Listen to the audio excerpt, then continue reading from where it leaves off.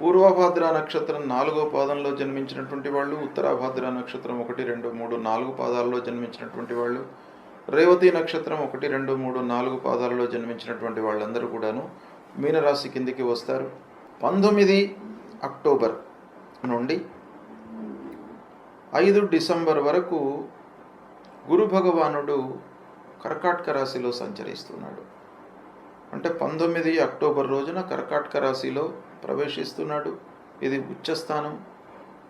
అందున మీనరాశి వారికి లగ్నాధిపతి అంటే రాశ్యాధిపతి, దశమాధిపతి కూడాను అయ్యి పంచమ స్థానంలో గోచార రీత్యా మంచి స్థానంలో మీకు సంచరిస్తున్నాడు. కనుక ఈ సమయము బాగా కలిసి వస్తుంది. మీరు ఈ సమయాన్ని నోట్ చేసుకోండి.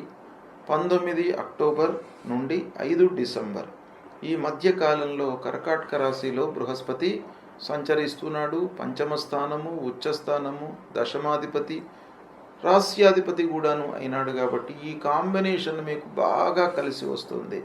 అంటే ఈ సమయం లోపల మీకు అద్భుతాలు జరిగేటువంటి అవకాశాలు ఉన్నాయి. మీరు కొంత శ్రమించినట్టయితే, సమయానికి నిర్ణయాలు తీసుకొని సమయస్ఫూర్తితో మీరు మెలిగినట్టయితే తప్పకుండా ఈ సమయం మీకు బాగా కలిసి వస్తుంది. సత్ఫలితాలను పొందుతారు.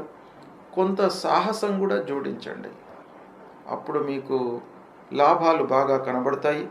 ఇంటిలో ఈ సమయంలో భార్యాపిల్లలతో కూడాను మీరు సౌఖ్యంగా ఉంటారు. ఇంటికి కావలసినటువంటి వస్త్ర వస్తువులను అన్నిట్లను కూడాను కొనుగోలు చేస్తారు. విలువైనటువంటి వస్తువులను కొనే అవకాశం కూడాను ఈ సమయంలో ఉంది. అందరితో కూడాను మంచి మాట, సమాజంలో మీకు గౌరవ మర్యాదలు లభిస్తాయి. సుహృద్భావ వాతావరణము, పిల్లల విషయంలో మంచి నిర్ణయాలు తీసుకుంటారు. శుభకార్యాలకై బాట వేస్తారు.